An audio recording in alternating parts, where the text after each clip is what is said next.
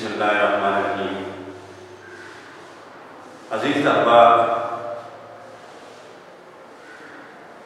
میں بات کروں گا آج ناول پر،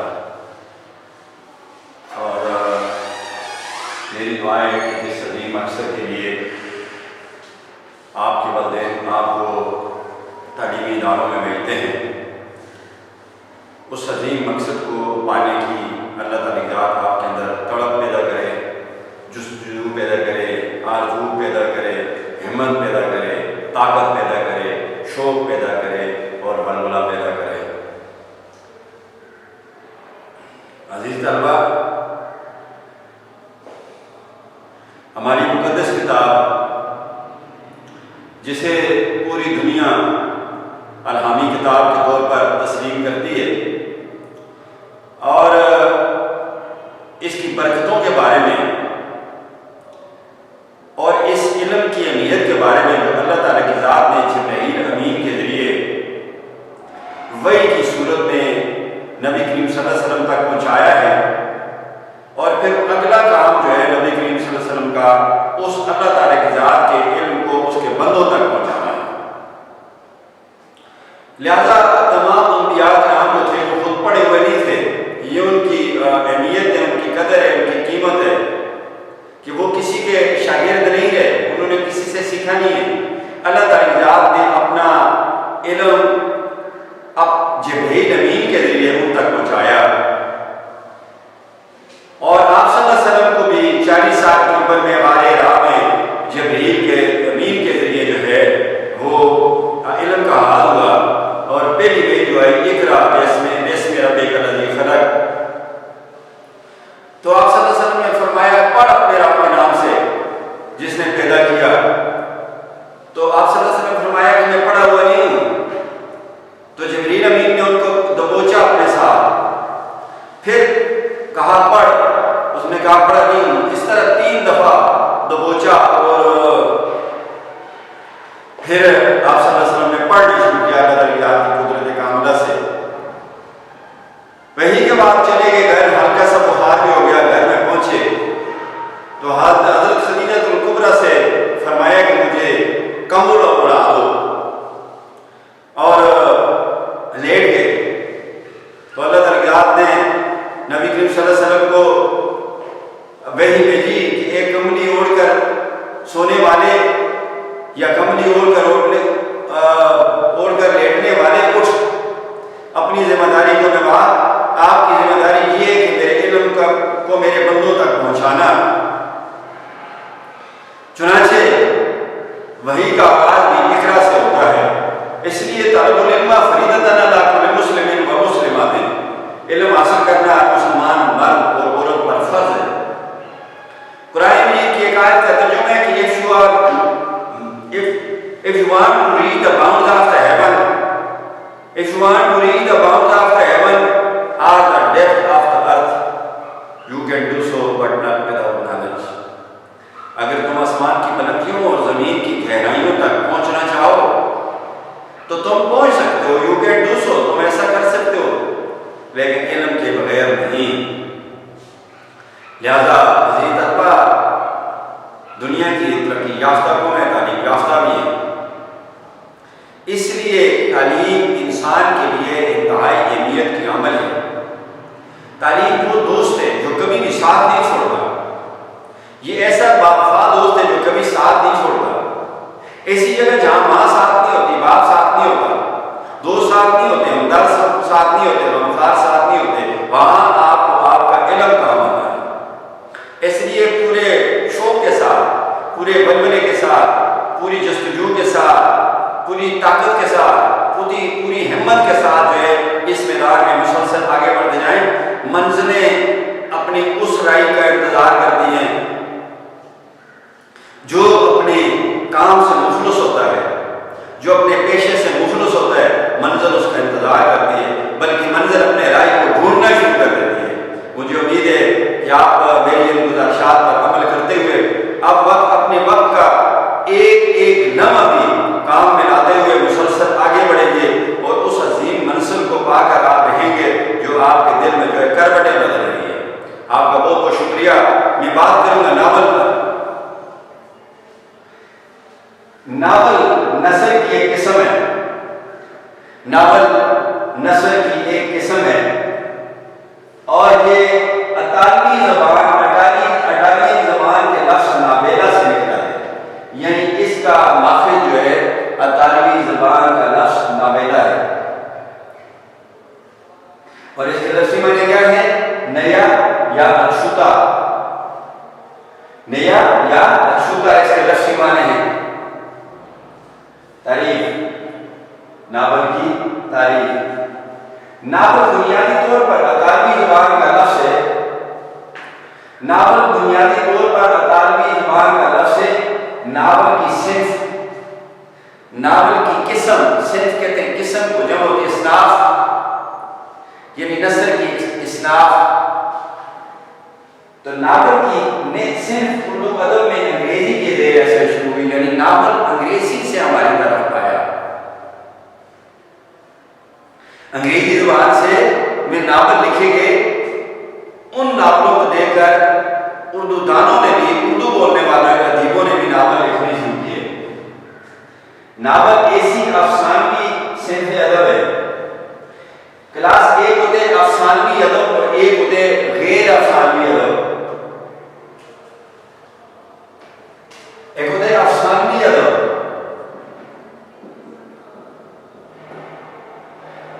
اور ایک ہوتا ہے یا غیر سنجیدہ ادب، دوسرا ہوتا ہے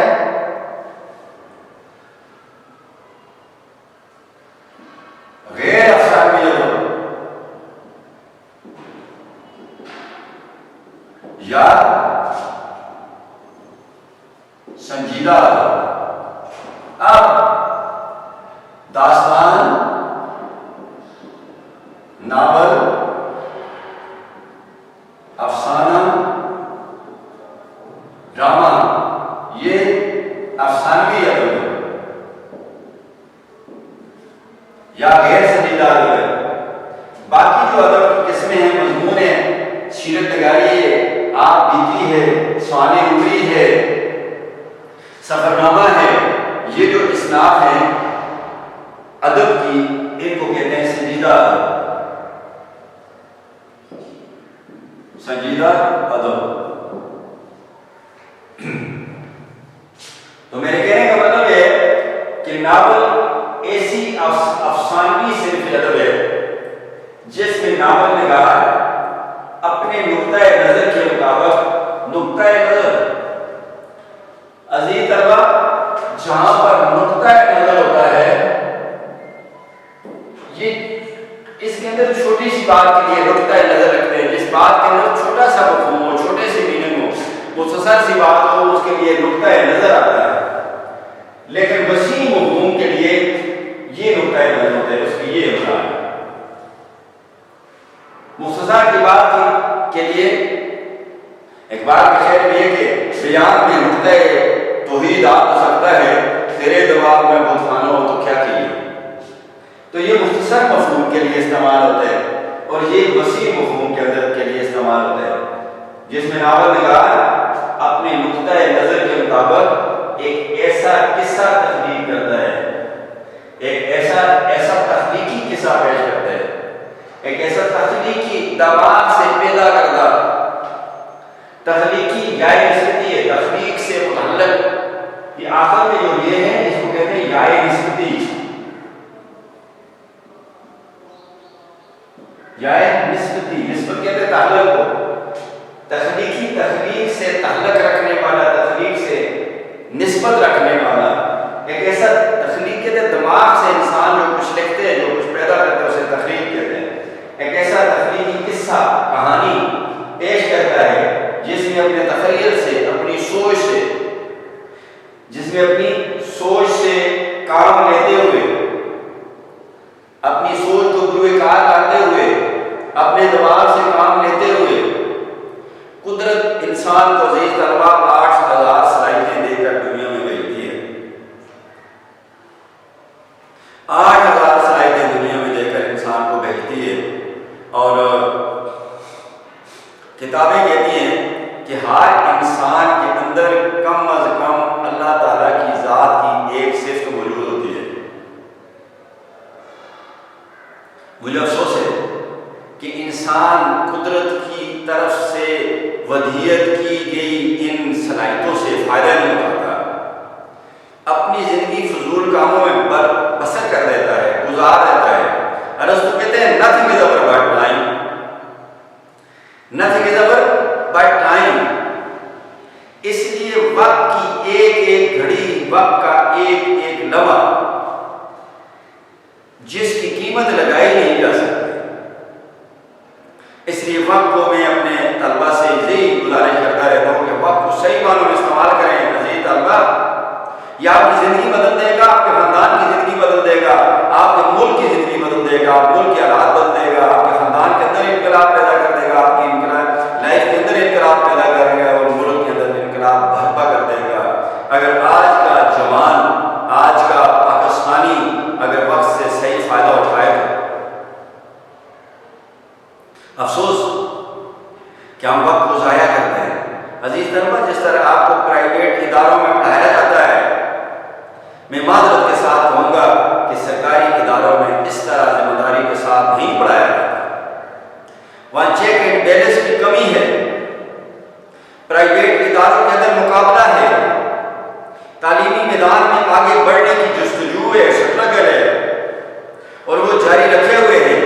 ان کا ذاتی تعلیمی ادارہ ہوتا ہے جو علم کی روشنی بانٹنے کے لیے انہوں نے بنایا ہوتا ہے. تو ہر سرکاری تعلیمی، پرائیویٹ تعلیمی ادارہ، نجی تعلیمی ادارہ یہ اس کوشش میں مصروف ہوتا ہے، جبکہ سرکار میں اتنی زیادہ پابندی نہیں ہوتی، اتنی زیادہ دلچسپی نہیں ہوتی.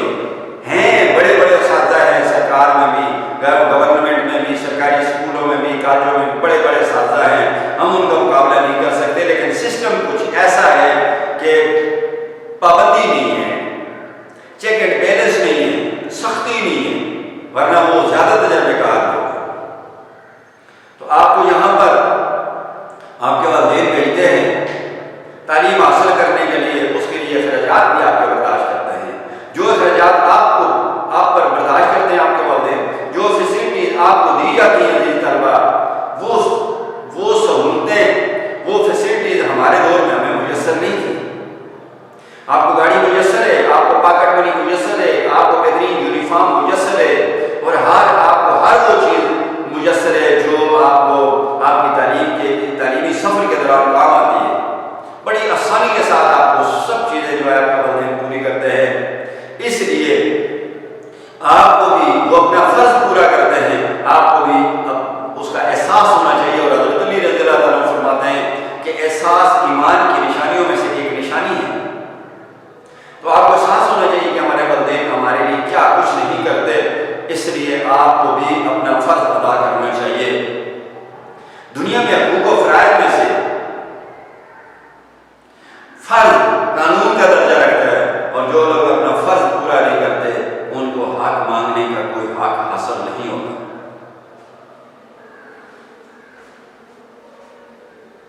لہذا ایک ایسا تخلیقی قصہ پیش کرتا ہے جس نے اپنے تخیل سے، اپنی سوچ سے کام لیتے ہوئے واقعات، کیونکہ ناول انسانی زندگی کی تصویر ہوتا ہے، اس کی تفسیر ہوتا ہے، انسانی زندگی کو بیان کرتا ہے. واقعات، پلاٹ اور کرداروں کو شامل کرتا ہے تاکہ وہ زندگی کے ایک رخ کی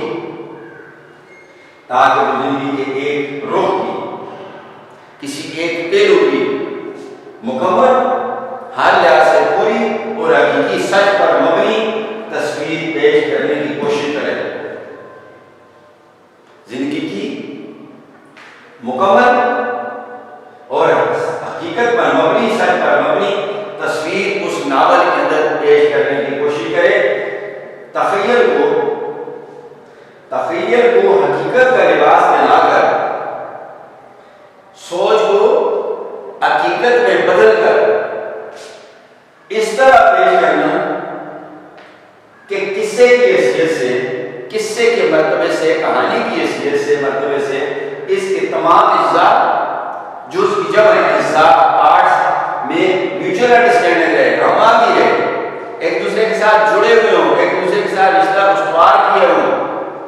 کائنڈے ناول ہے، حوات ناول کے اظہار ترکیبی organs of the novel plot, جس طرح کسی مکان کے لیے ایک پلاٹ ہوتا ہے اور اس پر مکان تعمیر ہوتا ہے، کسی مارکیٹ کے لیے ایک پلاٹ ہے اور اس پر مارکیٹ تعمیر ہوتی ہے، کسی پلازے کے لیے ایک پلاٹ ہے اور اس پر پلازا تعمیر ہوتا ہے، اس طرح ناول لکھنے کے لیے بھی ایک پلاٹ کی ضرورت ہوتی ہے۔ پلاٹ قصے کے واقعات میں، قصے میں جو واقع اس داستان کے اندر، اس کہانی کے اندر جو واقعات بیان کیے جاتے ہیں، جب ایسا معنوی اور باطنی ربط و سلسل پیدا ہو جائے، ایسا معنی رکھنے والا اور اندرونی طور پر ایسا ربط، تعلق، تسلسل، ریگولیرٹی پیدا ہو جائے کہ اگلا واقعہ پچھلے واقعے کا لازمی جز معلوم ہو، یعنی گزرا ہوا واقعہ آنے والے واقعے کا آپس میں جڑا ہوا ہو، لازم ملزوم ہو، اضافہ نہ کیا جا سکے، اسے پلاٹ کہتے ہیں۔ اسے کیا کہتے ہیں؟ پلاٹ کہتے ہیں۔ یعنی ایک واقعہ دوسرے واقعے کے ساتھ جڑا ہوا، اس کا لنک ہو، تو اسے کیا کہتے ہیں؟ پلاٹ۔ کردار، ناول انسانی زندگی کی تصویر ہوتا ہے، انسانی زندگی کو بیان کرتا ہے۔ ادیب جس معاشرے میں بستا ہے، اس معاشرے سے متعلق کوئی واقعہ عوام کی اصلاح کے لیے، عوام کی خامیوں کو دور کرنے کے لیے، اپنے کاری کی خامیوں کو دور کرنے کے لیے، اس معاشرے کے اندر جو کوتاہیاں وہ معاشرہ کرتا ہے، ناکامی کی طرف جاتا ہے، اس کو دور کرنے کے لیے وہ کس کا انتخاب کرتا ہے؟ ناول کا انتخاب کرتا ہے۔ اور ادیب جس معاشرے کا باسی ہوتا ہے، اس سے متعلق، جہاں وہ رہ ہوتا ہے، اس سے متعلق ناول انسانی زندگی کی تصویر ہوتا ہے۔ ناول انسانی زندگی کی تصویر و تفسیر ہوتا ہے، انسانی زندگی کو بیان کرتا ہے۔ اس کے کردار بھی عام انسان ہوتے ہیں، اس کے اندر جو کردار اپنا رول پلے کرتے ہیں، کردار نگاری کرتے ہیں، اپنی ڈیوٹی سر انجام دیتے ہیں، وہ بھی عام انسان ہوتا ہے، اسی معاشرے کے انسان ہوتے ہیں۔ چنانچہ اس لیے کسی ناول کے کردار حقیقی زندگی کے جس قدر قریب ہوں گے، کسی ناول کے کردار حقیقی زندگی کہ جس قدر قریب ہوں گے، یعنی جس طرح حقیقی زندگی کو بیان کریں گے اپنے اس سے، اپنی حرکت سے، نقل و حرکت سے، اس قدر وہ کامیاب ناول کہلائے گا، اسی قدر وہ کامیاب ناول کہلائے گا۔ ایک ڈاکٹر کی زبان سے ڈائلاگ اس طرح کے ہونے چاہیے کہ پتہ چلے وہ ڈاکٹر ہے۔ ایک ریڈیمان جب ناول کے اندر کردار نگاری کرتا ہے تو پتہ چلے وہ ایسی زبان بولے جیسا ریڈیمان بولتا ہے، ایک ڈرائیور والی زبان بولتا ہے، اس کی شکل و صورت بھی کس کی طرح ہو، وہ بھی ڈرائیور کی طرح ہو، یہ بہترین کردار نگاری ہوتی ہے۔ اس قدر وہ کامیاب ناول کہلائے گا کہ وہ شخص اپنی حیثیت کے مطابق کردار ادا کرے، حیثیت کے مطابق اپنے مقام و مرتبے کے مطابق، اپنی تعلیمی قابلیت کے مطابق وہ گفتگو کرے تو وہ بہترین کردار ہوگا۔ اگر وہ اپنی تعلیمی قابلیت سے نیچے کی گفتگو کرتا ہے، بازاری زبان ہے، ڈاکٹر بازاری زبان استعمال کرتا ہے، تو وہ بہترین کردار نہیں ہے۔ اور ایک ڈرائیور جو ہے وہ کسی عدلیہ کے جج کسی زبان استعمال کرتا ہے، پڑھے لکھے شخص جیسی زبان استعمال کرتا ہے، تو وہ بہترین کردار نگاری نہیں۔ آگے آتے عزیز طلبہ، منظر نگاری۔ ایک اچھا ناول نگار مناظر کو اس طرح بیان کرتا ہے۔ ایک اچھا ناول نگار، ایک اچھا لکھنے والا، ناول لکھنے والا مناظر کو، منظر کی جمع ہے، مناظر کو، منظر کا مطلب ہے تماشا، مناظر کو اس طرح بیان کرتا ہے کہ پڑھنے والے کے سامنے اس جگہ کی مکمل تصویر آ جاتی ہے۔ یعنی وہ اس واقعے کو، اس منظر کو ایسا بیان کرتا ہے کہ وہ منظر پڑھنے والے کی آنکھوں کے سامنے جھوم جاتا ہے۔ اگر وہ جنگل کی بات کرتا ہے تو ایسا لگے کہ قاری یہ سمجھے میں ابھی اسی جنگل میں گھوم رہا ہوں۔ اگر وہ صراط کی بات کرتے ہیں تو قاری محسوس کرے کہ ابھی میں صراط کی تپتی ہوئی ریت میں چل رہا ہوں۔ اگر وہ بارش کی بات کرے تو قاری یہ سمجھے کہ میں ابھی بھیگا جا رہا ہوں اور جب موسلادھار بارش ہو رہی ہے، کیچڑ میں میرے پاؤں پھنستے جا رہے ہیں، ایسا محسوس ہوئے۔ پڑھنے والے سامنے اس جگہ کی مکمل تصویر آ جاتی ہے۔ منشی پریم چند اور کرشن چندر کے ناولوں میں منظر نگاری کے کامیاب نمونے ملتے ہیں۔ منشی پریم چند اور کرشن چندر، جس کا مشہور ناول جو ہے شکست ہے، تو اس میں منظر نگاری کے بہترین نمونے ملتے ہیں، بہترین شکلیں ملتی ہیں۔ اور آخری جو اجزائے ترکیبی ہیں، آخری جو ہے وہ مقصدیت، جس مقصد کے لیے، جس بنیادی مقصد کو عوام تک پہنچانے کے لیے، اپنی قاری تک پہنچانے کے لیے ناول لکھا گیا ہے، وہ بنیادی خیال، وہ بنیادی سوچ جس کو ناول نگار اپنے عوام تک پہنچانا چاہتا ہے، اسے کیا کہتے ہیں؟ مقصدیت۔ ناول نگار کسی مقصد کے تحت ناول تخلیق کرتا ہے۔ ناول نگار جسٹ فار انجوائمنٹ ناول نہیں لکھتا، بلکہ وہ کسی خاص مقصد کو اپنے قاری تک، اپنے عوام تک پہنچانے کے لیے ناول لکھتا ہے۔ اس مقصد کے لیے وہ کہانی کے پردے میں اپنا نقطہ نظر اس طرح بیان کرتا ہے۔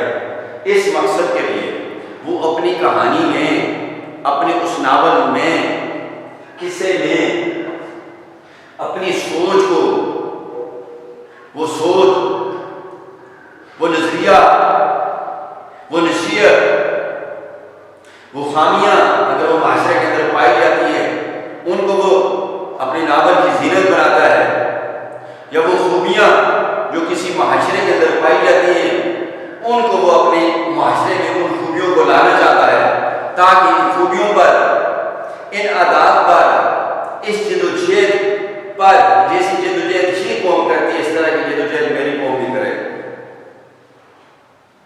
اس طرح بیان کرتے ہیں کہ پڑھنے والے کو یہ احساس نہیں ہوگا کہ ناول نگار اسے کسی خاص مقصد کی طرف لے جا رہا ہے۔ ایسے بیان کرتا ہے کہ پڑھنے والے کو یہ احساس نہیں ہوتا کہ ناول نگار اسے کسی خاص مقصد کی طرف لے جا رہا ہے۔ ناول نگار کا نقطہ نظر، ناول کے پلاٹ، ناول نگار کا سوچ، ناول کے پلاٹ، کردار نگاری اور بیان کی طے میں زندگی کی حالت کی طرف موجود رہتا ہے۔ ناول نگار کی سوچ کس طرف رہتی ہے؟ پلاٹ کی طرف، کردار نگاری کی طرف، کہ میرے کردار کیسے لا رہا ہوں اپنے ناول کی طرف، اور بیان کی طے میں، اور بیان کے ڈھیپ میں، بیان کے نیچے زندگی کی حالت، زندگی کے اندر جوش پیدا کرنے کی طرف موجود رہتی ہے، اور اپنے قاری کو اس راستے پر لانے کے لیے وہ مسلسل جو ہے وہ محنت کرتا جا رہا ہوتا ہے، اور اس قصے کو پیش کرتا جا رہا ہوتا ہے۔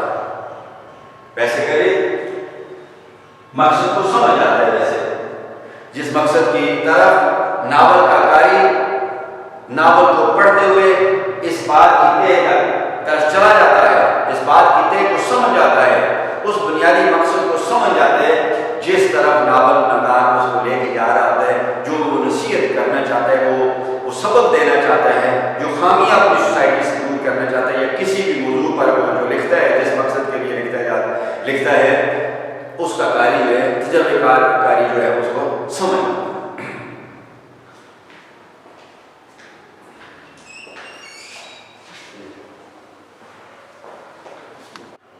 اس کے ساتھ ہی آج کا یہ میرا لیکچر ختم ہوا۔